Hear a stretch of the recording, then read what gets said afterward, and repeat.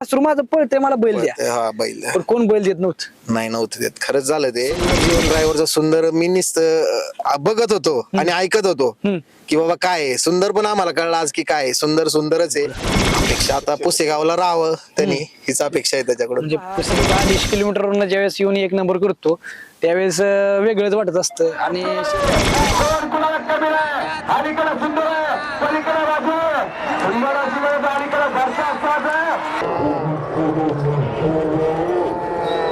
मित्रांनो, तुम्हाला जर ही व्हिडिओ आवडली तर एक लाईक करा आणि आपल्या चॅनलला सबस्क्राईब करा आणि बाजूचे बेल आयकॉन ही दाबा. पुण्याचं एक वासरू आहे मित्रांनो. मगाशी सांगितलं ठामपणे आपण पहिल्या मुलाखतीत की हे वासरू जर चांगला म्हणजे बैल जर चांगला पाळला किंवा चांगला बैल लागला तर एक नंबरचा बैल लागला तर एक नंबर करणार. कसं वाटलं म्हणजे आजचं नियोजन म्हणजे मगाशी सांगितलं त्याचं भविष्य आणि आपण पहिल्यापासून बघतोय ते वासरू काय कसं वाटलं आज एक नंबर केला. एक नंबर केला तर चांगलंच वाटलं. एक नंबर म्हणजे आमची मनापासून इच्छा होती की त्यांनी एक नंबर करावा आणि केला. म्हणजे आमच्या आता त्याच्याकडून काही इच्छाच राहिली नाही असं समजायचं. इथून पुढे तो खूप चांगलं नाव करेल, सगळं करेल. पण तो आज आपल्या काळजात बसला.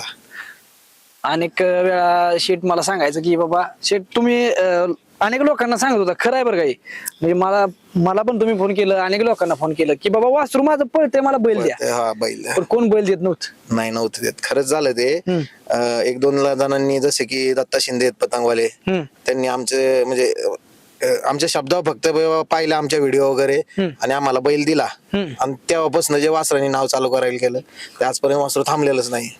म्हणजे वासरू आजचं मैदान म्हणजे कसं होतं काय वाटत होतं मला म्हणजे ज्यावेळेस गाडी निम्यापर्यंत आली तेव्हा तुमचं म्हणजे काय ती सिच्युएशन काय. नाही वासरावर विश्वास होता 100%. म्हणलं की श्रीमंत दगडूशेठ गणपतीच्या नावाने आमची चिठ्ठी असती. गणपतीच्या आशीर्वादाने आम्हाला मधली फाटी लागली.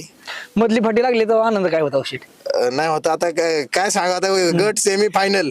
आता आम्ही 400-200 किलोमीटरवरून लांबून आलोय तरी तिन्ही आमच्या फाट्यामधूनच लागले एकाच फाटीवरून.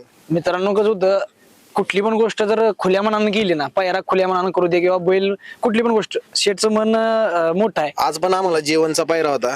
मागच्या मैदानात आमच्या गाडी पडली होती. तिथंही सेमी मध्ये चांगलं नाव केलं. म्हणजे सेमीत जे हे केलं ना त्याने तर ते एक नंबर केल्यासारखं केलं. तिथं आमचा 3 नंबर आला होता मनसे केसरीला.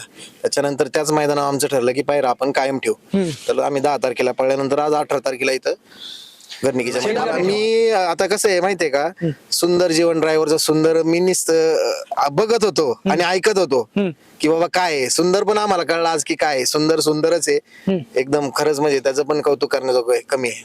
म्हणजे पायरा मित्रांनो कसं होतं अनेक लोक पहिरं फुडती ती म्हणजे ज्यावेळेस आता हे आज एक नंबर केला तर दुसऱ्या अड्ड्यावर दुसराच असतो. पण ज्यावेळेस त्या गाडीला एक गट्टी गाडी म्हणजे आपण ज्यावेळेस मैत्री करतो तेव्हा एका मुलाखतीच आपली चांगली मैत्री होत नाही तसं त्या बैलात सुद्धा आहे. पहिल्यांदा त्यांना स्पीड आणि दुसऱ्या मैदानाला स्पीड काय फरक वाटला तुम्हाला. स्पीड ह्या मैदानाला जरा जास्तच होतं मनसे केसरीच्या. मनसे केसरीपेक्षा ह्या मैदानाला जास्त होतं. त्यात वासरू सुंदर पण जीवन ड्रायव्हर एकदम नियोजनबद्ध त्याला आराम वगैरे देऊन काढतो. आम्ही पण वासरू एकदम आराम वगैरे दिवसांना काढताय वासरू.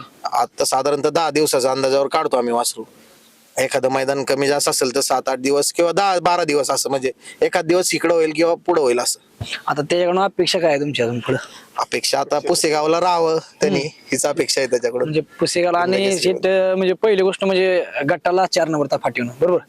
सेमीला 4 नंबर फाटीवर 4 नंबर फाटी आणि फायनल 4 नंबर फाटी. म्हणजे हे खेळ काय म्हणतात नाही योग आहे बाकी काय नाही. गाडी कुठल्या नावा पडली तुमची. गाडी श्रीमंत दगडूशेठ गणपती प्रसन्न पहिलवान हर्षलदादा पायगुडे किंवा मंचकुडचे.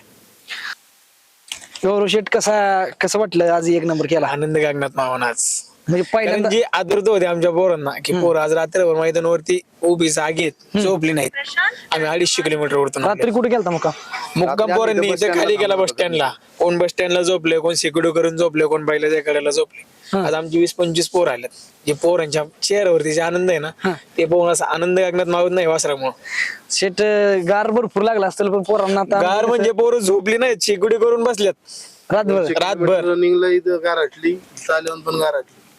तर मित्रांनो पहा कसं होतं 250 किलोमीटरवरून ज्यावेळेस येऊन एक नंबर करतो त्यावेळेस वेगळंच वाटत असतं. आणि शेटचं म्हणजे कसं होतं की त्यांना पहिल्यापासून त्यांचं म्हणणं होतं की आपलं एकदा तरी एक नंबर व्हावा. तुम्ही गुलालात कंटिन्यू आज एक नंबर झाला असंच पुढं वासरानं गुलाल घ्यावा असं गणपतीला प्रार्थना करतो आणि थांबतो.